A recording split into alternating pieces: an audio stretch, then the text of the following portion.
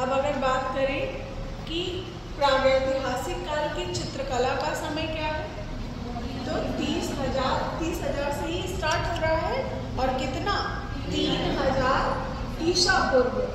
जब काल है तब क्या है ईस्वी, और जब चित्रकला का समय है तो क्या है ईसा पूर्व। याद रखिएगा इसको, क्योंकि बहुत से स्टूडेंट ईसा पूर्व और ईस्वी में भी प्रश्न गलत कर देते हैं।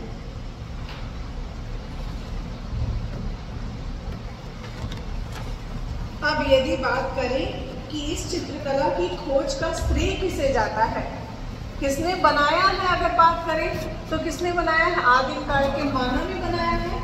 उसमें भी कुछ परफेक्ट लोग होते होंगे, वही चित्रकारी करते होंगे। और इसकी खोज का श्रेय अंग्रेजों को जाता है। जैसा कि एक प्रश्न आया भी है कि भारतीय प्रागैतिहासिक चित्रकला हो चाहे विश्व की कला हो, सबका श्रेय किसे जाता है, अंग्रेजों को जाता है। अंग्रेजों ने ही पहली बार खोजा था। और अच्छा, भारत में किस अंग्रेज ने पहली बार प्रागैतिहासिक काल खोजा था, उसकी गुफाओं को खोजा था?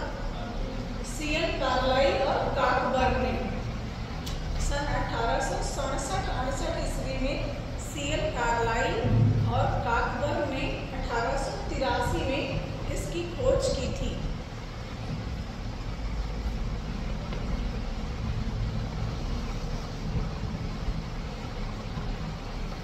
प्रागैतिहासिक काल के क्या सीएल कार्लाइल ने सन 1867 में 1867-68। देखिए, यदि ये ऑप्शन होता है जैसे सीएल कार्लाइल ने प्रागैतिहासिक काल के चित्रों को कब खोजा या मिर्जापुर की खोज कब हुई,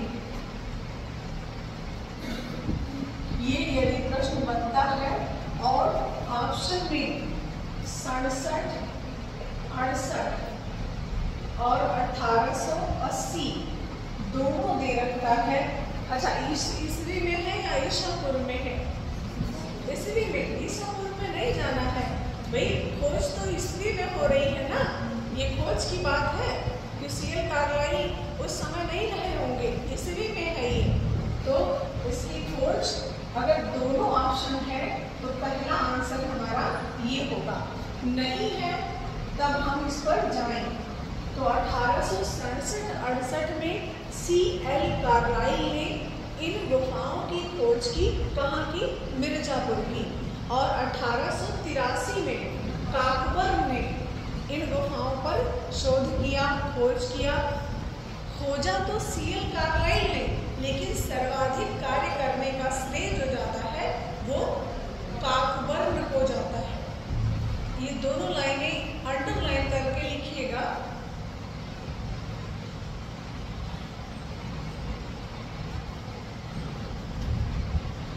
खोज में क्या लिखा, 1867-68 में सीएल कार्लाइल और 1883 में काकबर्ग ने।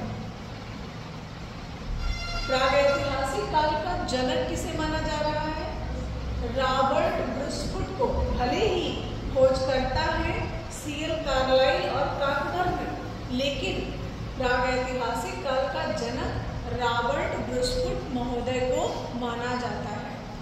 रॉबर्ट ब्रुसफुट महोदय को माना जाता है।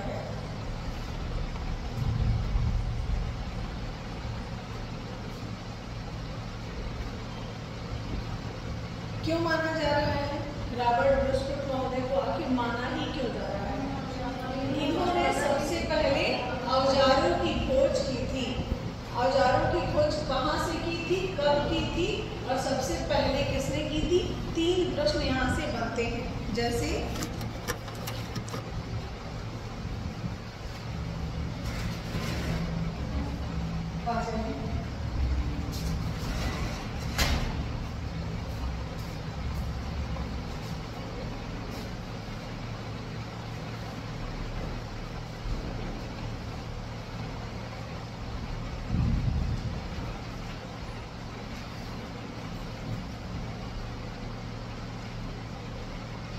प्रागैतिहासिक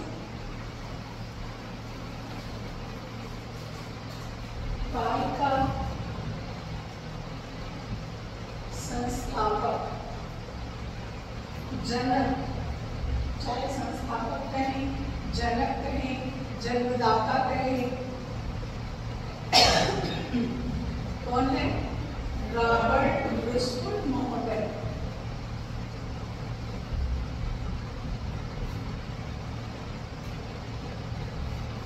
ये अब ये क्यों कहे जा रहे हैं जनक? खोजा तो सीएल कार्लाइल और कॉकबर्न ने, लेकिन ये क्यों कहे जा रहे हैं? उन्होंने मिर्जापुर की गुफाओं की खोज की, जबकि इन्होंने उससे पहले औजार खोज लिए थे। और ये औजार कहाँ से खोजे थे? मद्रास के पल्लावरम नामक स्थान से।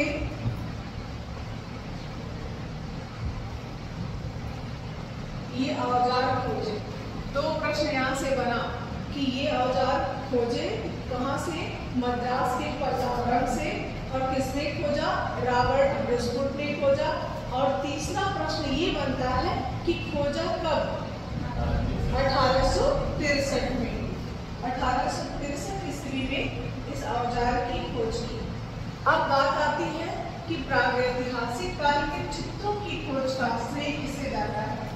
तो प्रागैतिहासिक काल के चित्रों का जो खोज हुआ, खोज का श्रेय जो है वह डीपीएस द्वारिकेश को जाता है। ये चित्र के लिए जाने जाते हैं डीपीएस द्वारिकेश, और औजार के लिए जाने जाते हैं रॉबर्ट ब्रुसवुड महोदय।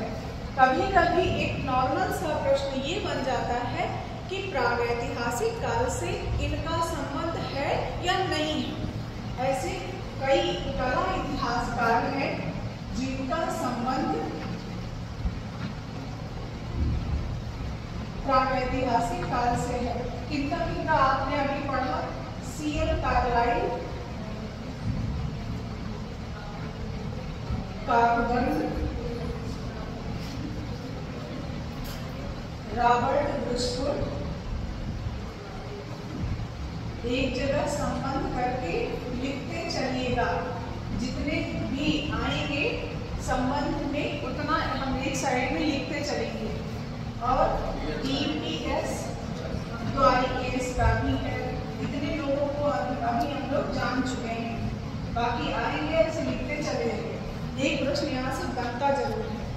अब अगर बात करें कि रॉबर्ट ब्रुसवुड के विषय में, एक अभी प्रश्न आया था रवि शाखालकर को लेकर कि रवि शाखालकर की प्रसिद्धि किस रूप में है।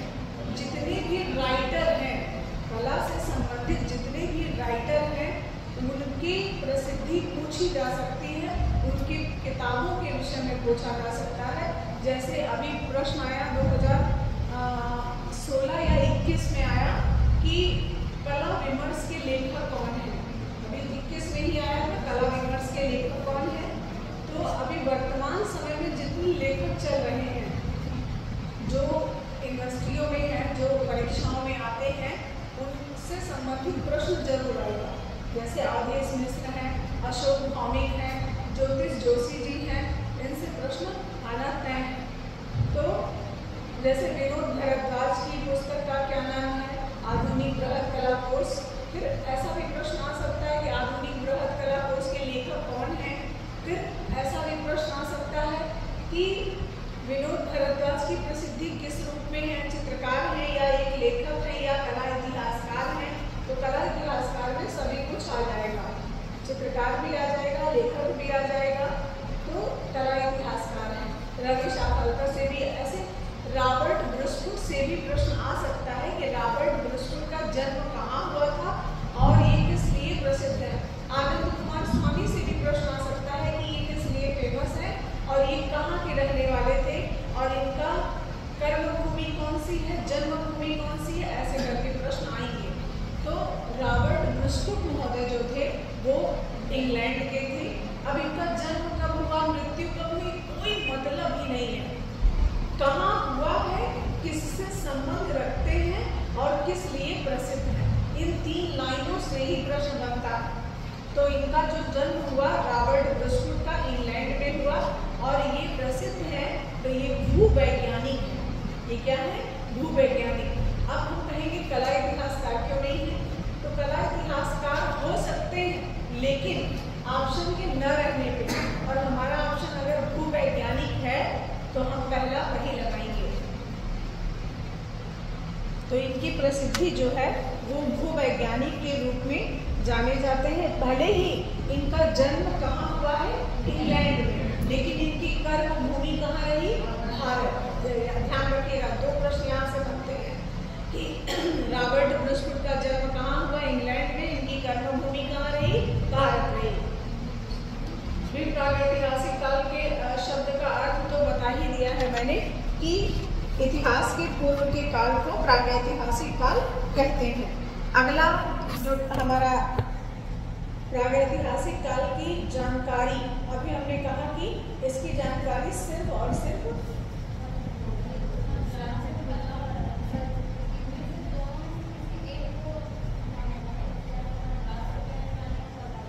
देखिए, अब ऐसा ऑप्शन नहीं देगा कि मद्रास या पल्लावरम। तो मान लीजिए अगर ऑप्शन दे ही दिया तो क्या करेंगे?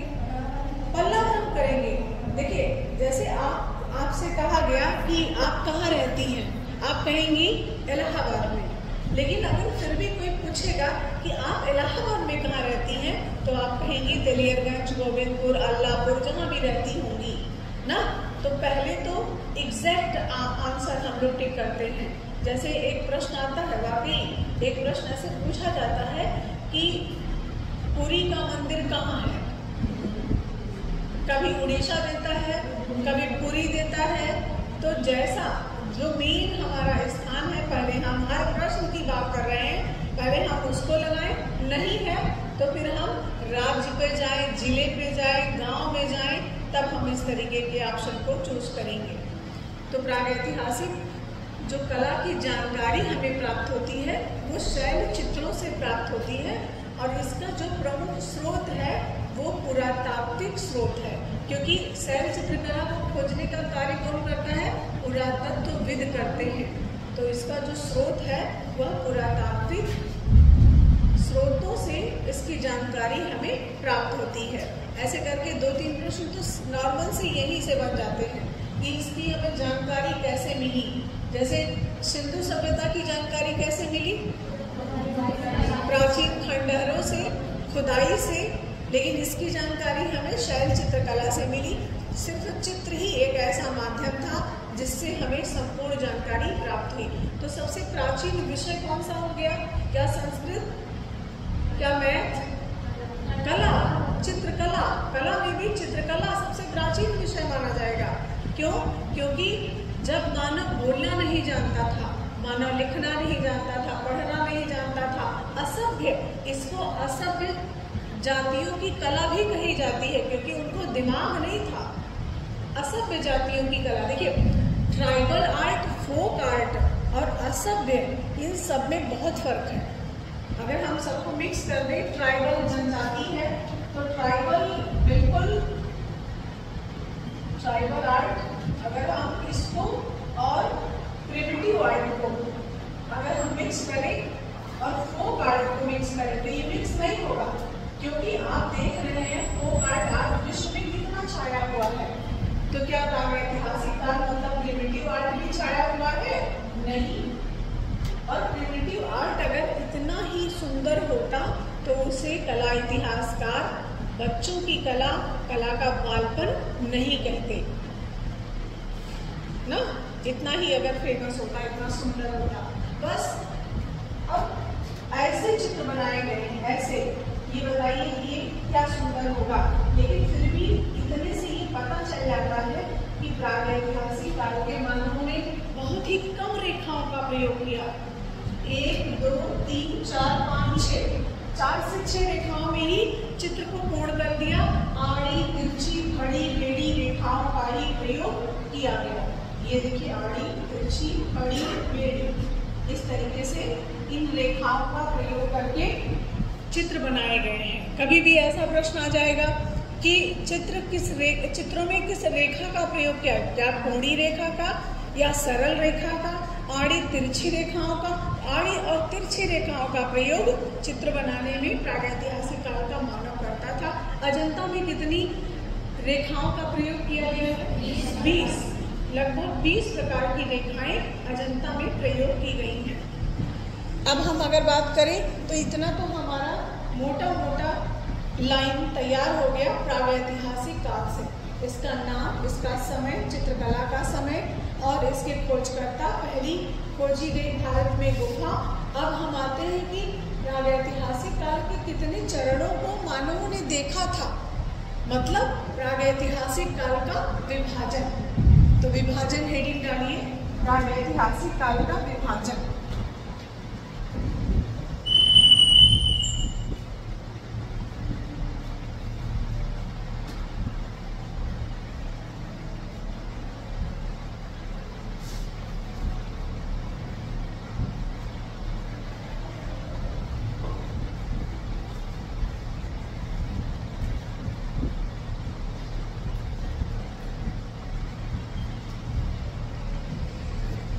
प्रागैतिहासिक काल का विभाजन।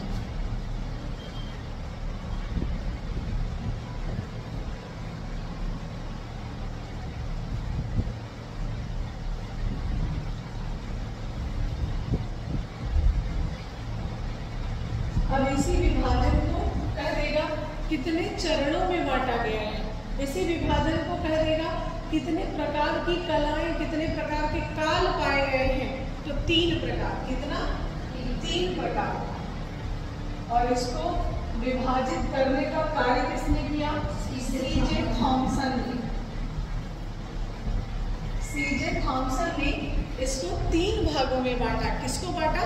प्रागैतिहासिक काल को 3 भागों में सीजे थॉमसन ने बांटा है।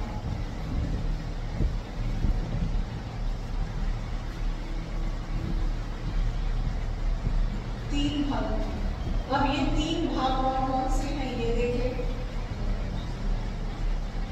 पहला भाग है पूरा पाषाण काल, दूसरा भाग है मध्य पाषाण काल,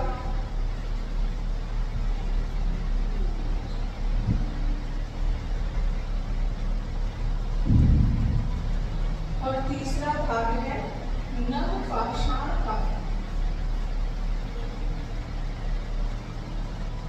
इसके 2 पार्ट हुए, जैसा कि पहले बता चुकी हूँ कि इसको उच्च पुरापाषाण काल,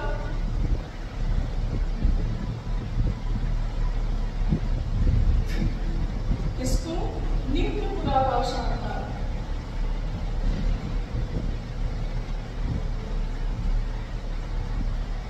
इसको इंग्लिश में कहें अपर पैलियोलिथिक एज,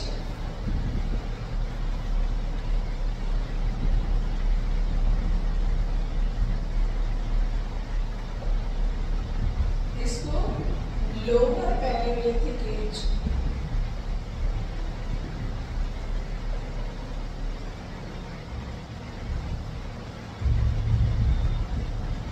अब बात करें कि इसको इंग्लिश में क्या कहा गया। अपर और लोअर तो पुरापाषाण काल के 2 भाग हुए, लेकिन इसको इंग्लिश में यदि हम जाने तो पैलियोलिथिक एज। Palaeolithic as. अच्छा, ये तो एकदम एग्जैक्ट है, लेकिन इसको मेगालिथिक भी बोलते हैं और मेगालिथिक एज। अब हम अगर दोनों ऑप्शन में हो तब क्या करेंगे? आजकल ऐसा ही ऑप्शन बन रहा है बार बार कि 2 मिलते जुलते 2 ऑप्शन हमको मिल जाते हैं। तो मेगालिथिक एज मिलेगा और पैलियोलिथिक एज मिलेगा। तो पहला आंसर हमारा होगा पैलियोलिथिक एज। फिर नहीं की कंडीशन में मेगालिथिक एज में आएंगे। तो पुरापाषाण काल का नाम जो है वो पैलियोलिथिक एज या मेगालिथिक एज, इसको 2 भागों में बांटा गया है, एक उच्च पुरापाषाण काल, एक निम्न पुरापाषाण काल। और चित्रकला की शुरुआत, औजारों की शुरुआत और आग का आविष्कार, ये तीनों चीजें ही पुरापाषाण काल में हो गई। तो पुरापाषाण काल आप हेडिंग डालिए।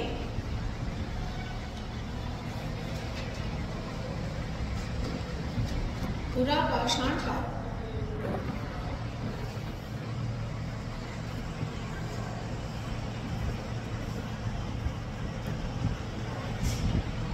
सबसे पहले तो इसका अन्य नाम क्या है या इसका इंग्लिश वर्जन क्या है? Palaeolithic age. इसका इंग्लिश वर्जन पैलियोलिथिक एज।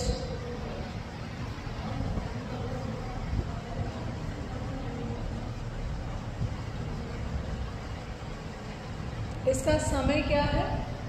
30,000 ईसा पूर्व से 25,000 ईसा पूर्व। 30,000 ईसा पूर्व से 25,000 ईसा पूर्व इसका समय है।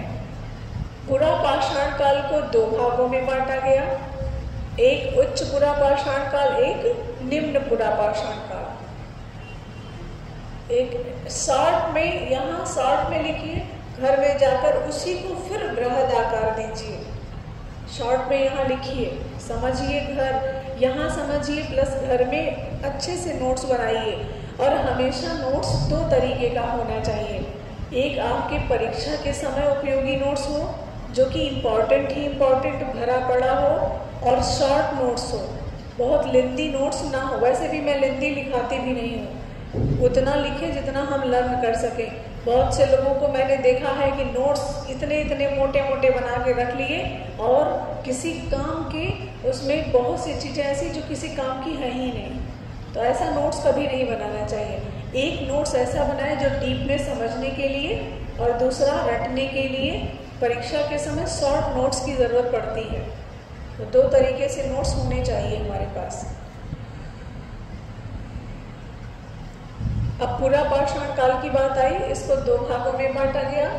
कौन कौन से दो भाग? एक उच्च पूरा पाषाण काल, एक निम्न पूरा पाषाण काल। और ये सब कार्य किया किसने है? क्या आदि मानवों ने किया है या अंग्रेजों ने किया है?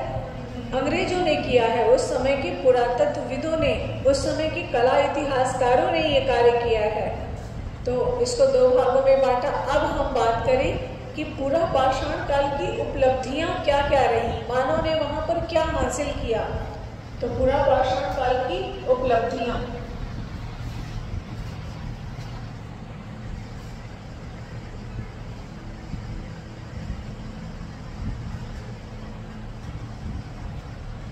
क्या उपलब्धियां रही हैं? सबसे पहले क्या खोजा गया? औजार। सबसे पहले औजारों की खोज हुई। लिखिए, औजार,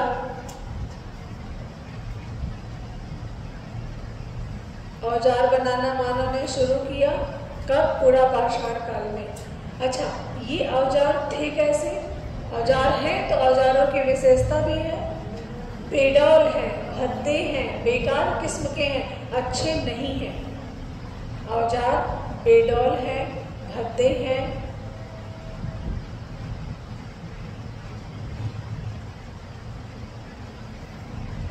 औजार कैसे हैं? बेडौल हैं, भद्दे हैं, अच्छे किस्म के औजार नहीं बनाए गए हैं। हाँ, अगर बात करें कि ये औजार थे किसके, तो ये औजार पत्थरों के, लकड़ी के, लेकिन ज़्यादातर जो औजार थे पत्थर के ही थे। औजारों में जो प्रयुक्त सामग्री रही वो क्या रही? लकड़ी और पत्थर। ऐसे लिखिए, पत्थर और लकड़ी। हड्डी भी थी, हड्डी भी थी, हड्डी लिखिए, लकड़ी, पत्थर और हड्डी, इन सब का प्रयोग किया गया है। लेकिन ज़्यादातर औजार पत्थरों के ही बनाए गए हैं। तो जैसे एक प्रश्न अभी बिहार में आया था ना कि एक से अधिक उत्तर सही है, तो लकड़ी का भी प्रयोग किया मानव ने, पत्थर का भी प्रयोग किया और हड्डी का भी प्रयोग किया। अब उसमें ज़्यादा प्रयोग कौन सा है? पत्थर का। और नहीं तो एक से अधिक उत्तर सही है, और नहीं तो उपरोक्त सभी सही है। तो औजार बनाए सामग्री क्या क्या सामग्री? लकड़ी, हड्डी और पत्थर। लेकिन ये औजार अच्छे नहीं थे। पहली बार मानव ने काम किया था। इसके बाद चित्रकला की शुरुआत की। इसके बाद क्या किया? चित्रकला की शुरुआत की। यदि ऑप्शन में उच्च पुरा पाषाण काल और पुरा पाषाण काल दोनों होता है तो हमारा राइट आंसर क्या होना चाहिए? उच्च पुरा पाषाण। जो हमारा एग्जैक्ट ऑप्शन है पहले हम उस पर जाएं, नहीं है उसके बाद संबंधित ऑप्शनों पर जाना चाहिए।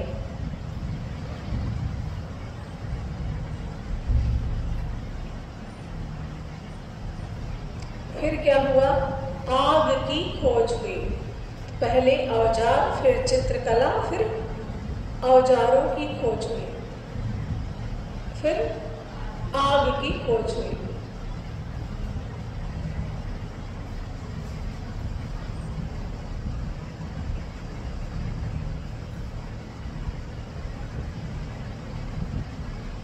यहाँ का मानव सोहन नदी घाटी में निवास करता था। यहाँ का मानव कहाँ निवास करता था? सोहन नदी घाटी में निवास करता था।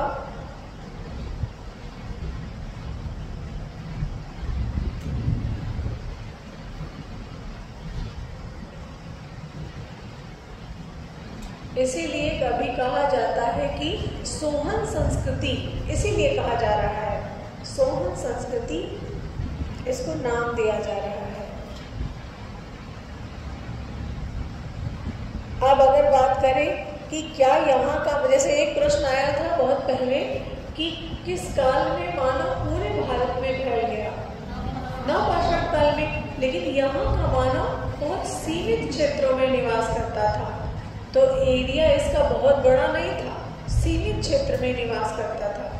यहाँ का मानव सीमित क्षेत्र में निवास करता था। कहाँ कहाँ निवास किया है मानव?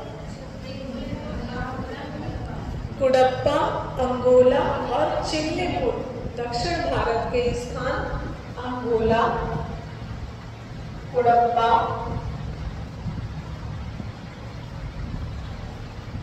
और चिल्लेपुर, इन स्थानों में प्रागैतिहासिक काल की पूरा पाषाण काल का मानव निवास करता था। यहाँ का मानव खुले जंगलों में, नदी के किनारे निवास करता था। गुफाओं में यहाँ का मानव नहीं रहता था, खुले जंगलों में, नदी के किनारे निवास करता था। भोजन इनका क्या था? भोजन इनका जानवर थे, पशु पक्षी थे और कंदमूल इत्यादि, इन दोनों का प्रयोग करता था। कंदमूल भी खाता था और कच्चा मांस इनका प्रयोग करता था। पकाकर मांस खाने की प्रथा कब से शुरू हुई? नवपाषाण काल में।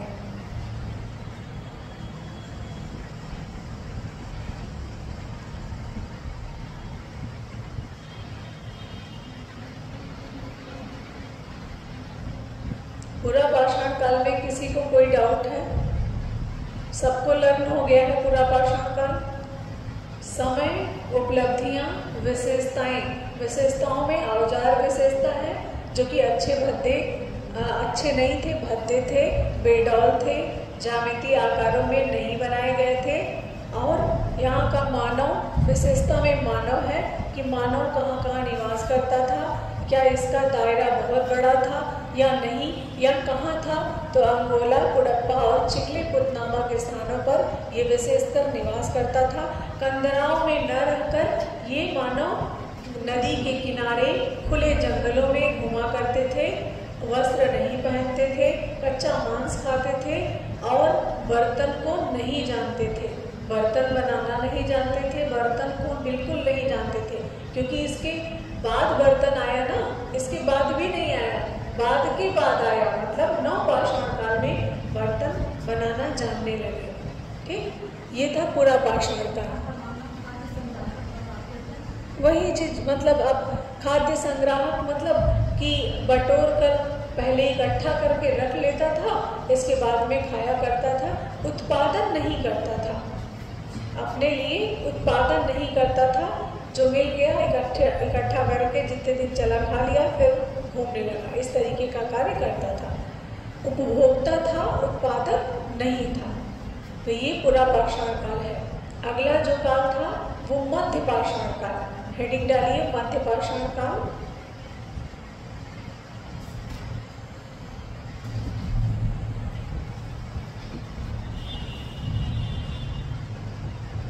मध्य पाषाण काल।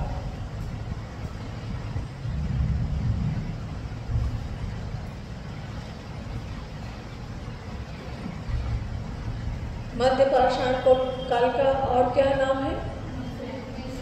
मेसोलिथिक। देखिए मेगालिथिक, पहले ग आता है कि स आता है? पहले ग आता है, तो दिमाग में रखे रहिएगा, पहले ग आता है तो मेगालिथिक है, और बाद में स आता है बीच में तो मेसोलिथिक है। कभी कभी जब ऑप्शंस हम देखते हैं तो कंफ्यूज हो जाते हैं, अरे बाप रे ये ग था कि स था। तो ये दिमाग में, बहुत से टीचर्स को मैंने देखा है कि पूरा का पूरा श्लोक में लर्न कराते हैं, जबकि हम नहीं मानते कि श्लोक पूरा रट जाएगा और वहाँ इतना आपके पास समय रहेगा कि आप उस श्लोक को याद करके लिखेंगे, नहीं रहता है। और ये चीज कौन समझ सकता है? वही समझ सकता है जो कॉम्पिटिटर है, जो वास्तव में कंपटीशन देता है, निकालता है, वही जानता है। हम कह दें, जैसे बहुत से लोग आते हैं इलाहाबाद, घूम के चले जाते हैं ना, और बहुत से लोग स्थायी रूप से निवास करते हैं। तो जो घूम के चले गए वो सिर्फ यही जाने कि संगम आए थे, बड़े हनुमान के दर्शन किए, गंगा जी का स्नान किए, चले गए ना। लेकिन जो परमानेंटली निवास करने वाला इंसान है यहाँ का, वो सब बता देगा कि कौन सा स्थान कहाँ पर है, क्या वहाँ फेमस है, क्या मिलता है, क्या नहीं मिलता है, ये सब बता देगा। उसका कारण सिर्फ यही है कि वो उस पर विशेष रूप से कार्य कर रहा है, वहाँ पर रह रहा है ना। लेकिन पूरा कोई बताइए, पूरा सब्जेक्ट हम इस श्लोक में लर्न कर सकते हैं? कभी नहीं। हाँ, कुछ ट्रिकें हैं, जैसे नहीं लर्न हो रहा है तो उसकी ट्रिक, जैसे पांच जो है खगोल विद्या पर आधारित 5 वेधशालाएं खोली गई भारत में। अब वो 5 वेधशालाएं कहाँ खोली गई थी? तो एक बना लिया डीजे मूव करके। अब कोई ज़रूरी नहीं है कि हमें वहाँ डीजे मूव याद आ जाए, तो इसके लिए कम ट्रिक बनाइए, ज़्यादा ट्रिक की ज़रूरत नहीं है, तभी याद होगा। नहीं तो जब परीक्षा हॉल में बैठते हैं तो जो ऑप्शंस हमें दिखाई देते हैं उसमें भी आंखें बंद हो जाती हैं। मैं अपनी बात बताऊं, मैं 1000 बार स्टूडेंट को बताती हूँ, कहती हूँ कि कामसूत्र के लेखक कौन? वात्स्यायन। पता है, जब मुझे ये पता है, आप लोगों को भी अब लगने लगा होगा देखने से भी, जैसे ऑनलाइन में तो नहीं समझ में आता है कि इंसान देख के पढ़ा रहा है या बिना देख के पढ़ा। आप यहाँ तो प्रत्यक्ष रूप से देख रहे हैं कि मैं देख कर पढ़ा रही हूँ या बिना देख के पढ़ा रही हूँ, इतना तो देख ही सकते हैं। तो जिसको 95% लर्न है पूरा, वो भी गलत कर दे रहा है, तो क्या है? ये प्रेशर है। अब मैंने क्या किया, जयमंगला उसकी पुनर्व्याख्या, टीका किसने की? अब मैंने लगा दिया वात्स्यायन ने की। क्या मुझे नहीं पता था? पता था, लेकिन ये प्रेशर होता है और प्रश्न इतना नॉर्मल सा गलत हो गया। तो ऐसा हो सबके साथ होता है। कोई अगर ये कहे कि नहीं ये सब मेरे साथ नहीं है, सबके साथ है। हाँ, फर्क इतना है, किसी के साथ कम है, किसी के साथ ज्यादा है, बस इतना ही अंतर है। अगला मध्य पाषाण काल। मध्य पाषाण काल में इसको, अब पहला क्या था? मेगा था। अब ये वाला क्या होगा? मेसोलिथिक। इसको मेसोलिथिक एज कहते हैं।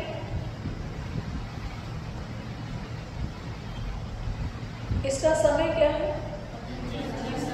अब जहां छोड़ा था 25 में छोड़ा था, 25 से ही स्टार्ट कर लेंगे। 25,000 ईसा पूर्व से लेकर 10,000 ईसा पूर्व इसका समय है। 25,000 ईसा पूर्व से लेकर 10,000 ईसा पूर्व इसका समय है। अब इसके अन्य नाम कौन से हैं? अभी तो इंग्लिश में हमने कहा कि मेगालिथिक, मेसोलिथिक एज अभी कहा। अब इसको फलक संस्कृति के नाम से, फलक क्या है? पत्थर। और ये औजारों का विशेष काल रहा है। क्योंकि औजार बहुत ही सुंदर बनाए गए हैं। फलक संस्कृति, संधि काल, संक्रमण काल, माइक्रोलिथिक,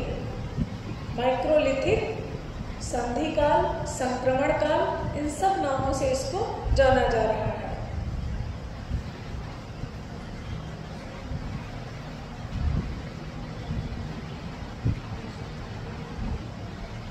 इसका समय पता है 25 से 10,000 ईसा। अब देखिए ऑप्शन, अब हमने तो कहा 10,000 ईसा पूर्व है, जहां पर खत्म हो रहा है वो क्या है 10,000 ईसा पूर्व, ये खत्म हो रहा है। लेकिन यदि हमें 8,000 मिल गया, यदि हमें 7,000 मिल गया, तब क्या करेंगे? क्यों 7 करेंगे? 8 करेंगे। ऐसे में 8 करेंगे, 9 मिल गया तो 9 कर देंगे। जब हमारा एग्जैक्ट ऑप्शन ना मिले तब हम उससे नीचे आए, फिर उससे नीचे आए, फिर उससे नीचे आए, जैसे जैसे ऑप्शन समझ में आता रहे वैसे उत्तर दे। तो इसका जो समय रहा है वो अभी आया प्रश्न ऐसे ही तो आया था, 6,000 ईसा पूर्व दे दिया और 1,000 भी दे दिया। तो स्टूडेंट क्या किए, 6,000 को न लगाकर 1,000 लगाकर चले आए। वो 1,000 के चक्कर में नहीं लगाया, 10,000 के चक्कर में लगाया। ऐसा भी होता है। सब आपने भी लगाया, ये ऐसा होता है, नॉर्मली चीजें हैं। इन्हीं को आपको यहाँ पर सिस्टम से करना है, इन्हीं चीजों को। कितना बड़ा धुरंधर हो, मैं तो अपने आप को कला में बहुत बड़ा धुरंधर समझती हूँ, लेकिन जब परीक्षा में बैठती हूँ तो ऐसे प्रश्नों को गलत करती हूँ जो कि बाद में इतना पछतावा होता है। उन प्रश्नों को देख देख कर अपने आप पर गुस्सा आती है कि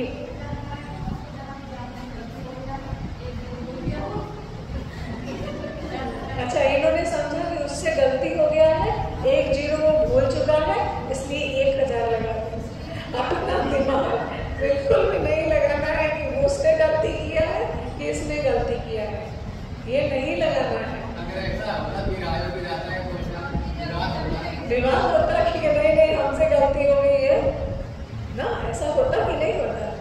अच्छा देखो, देखकर भी नहीं समझ में आया, और ये सब बातें वहाँ याद आनी चाहिए। पेपर अगर हम बहुत ही स्थिर मन से बैठ गए परीक्षा में तो कोई हिला नहीं सकता। अगर हम पढ़े हैं तो कोई नहीं हिला सकता है, बशर्ते 1-2 प्रश्न जाने दो, उससे घबराना नहीं चाहिए। कभी कभी क्या होता है, हम तुरंत जान जाते हैं कि ये हमारा प्रश्न जा चुका है। अब जब जान जाते हैं तो उसी चक्कर में, उसी हड़बड़ाहट में और प्रश्नों को गलत करते चले आते हैं। एक बार मेरे साथ ये हुआ था, मैं जान चुकी थी कि मेरा एक प्रश्न मैंने गलत कर दिया, टिक तो सही लगाया लेकिन उसमें गलत कर दिया, और मैंने तुरंत ब्लेड निकाला और ब्लेड खुरचने के चक्कर में अंगुली काट ली, OMR पे पूरा ब्लेड गिर गया। मतलब घबराहट इतनी भयंकर। एक प्रश्न चला गया तो उसके लिए आप नीचे वाले प्रश्नों को खत्म ना करें।